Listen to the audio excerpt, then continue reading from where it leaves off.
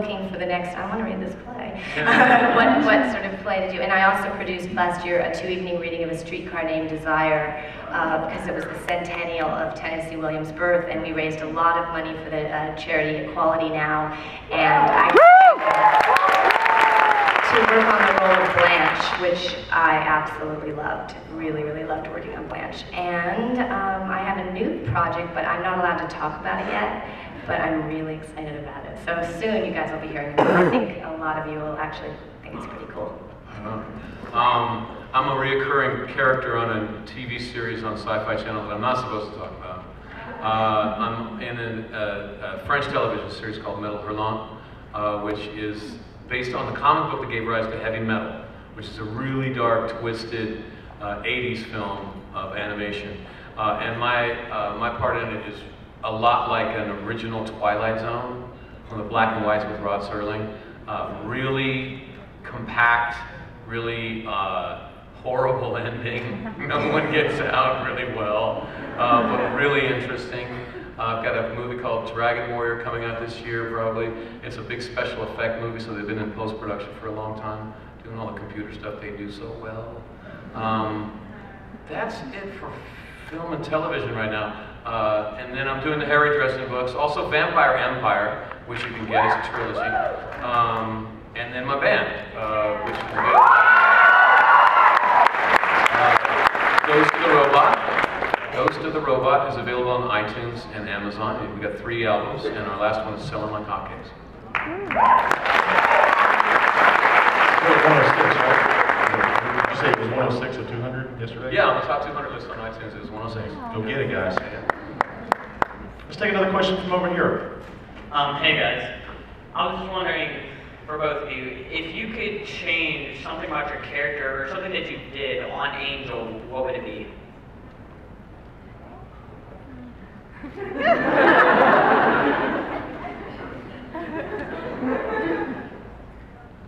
Not a damn thing.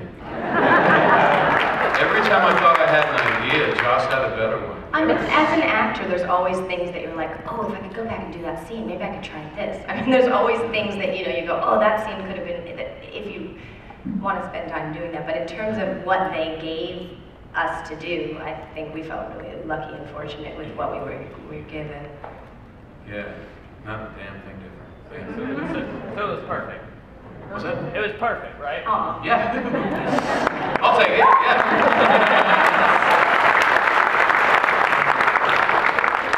We're a little short on time. We've got a few more questions in. Yes, right here. Thanks. This question's for Juliet.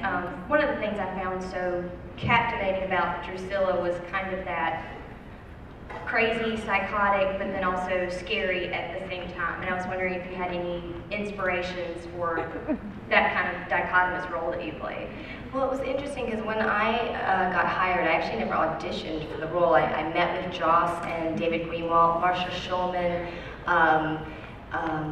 Gail Berman, one of the producers, was in the room. We had this really incredible creative meeting. We kind of bounced ideas off each other. Joss had said he'd had Spike and Drew running around in his head for 10 years. And he said that the characters could be either English or American. I was like, oh no, they have to be English. And he said, yeah, if I can get an English actor or an actor who can play Spike, I would love that. And so I did a little of what I thought she should be in the room. I think I was talking and kind of like ended up staring at the ceiling for a little bit and did something, and they were like, oh. And before I got to my car, my agent called and was like, what did you do in that meeting? They want you to do the role. And I was like, fantastic. So Joss, basically, we sat down for a creative meeting, and he told me what he sort of filled me in on all the vampire lore and what he really wanted from the character of Drusilla and what he'd had running around his head for 10 years. And I remember as I got to that meeting, I was really excited, and he started to describe everything, and I started to get more and more nervous because everything he said sounded like the complete dichotomous opposite adjective to each other. Like he said, she's very sweet, but she's diabolical. She's very childlike, but she's sensual. He said she's, you know, really, like she's on top of things because she has visions, but she's out of her mind. You know, all these things.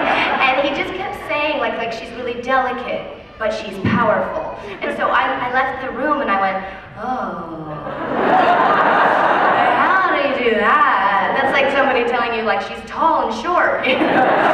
So, and then I started doing that thing where I like pull the different ingredients. I always like to work with different pieces of music or pull visual references and different stuff and started to kind of put the stuff together.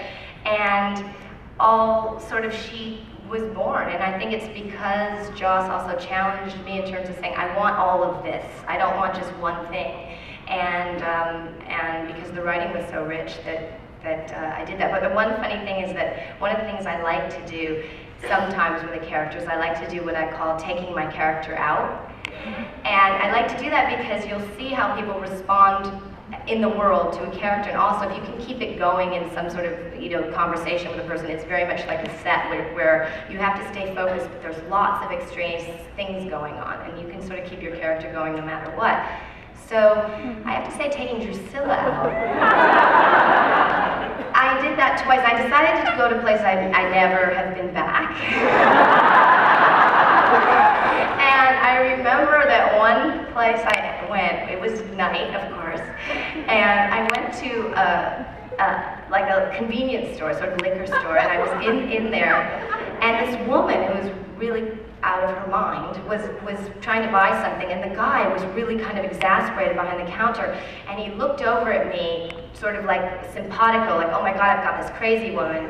And then all of a sudden, he like was just staring at me, and he was like, oh my God, there's two. And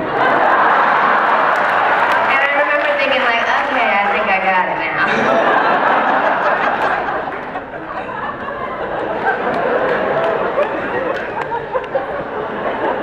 It's a great question.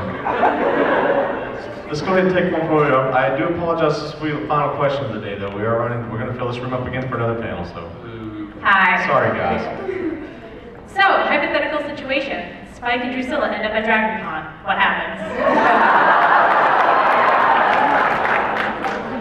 And how does play Angel and Buffy?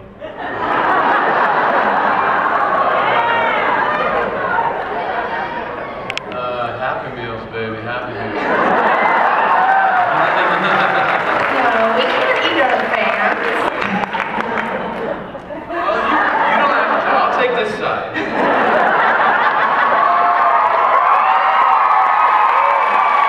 Right on, guys.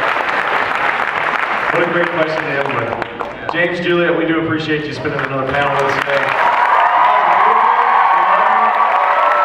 James Parsons and Juliet Landau, ladies and gentlemen. Show them some love.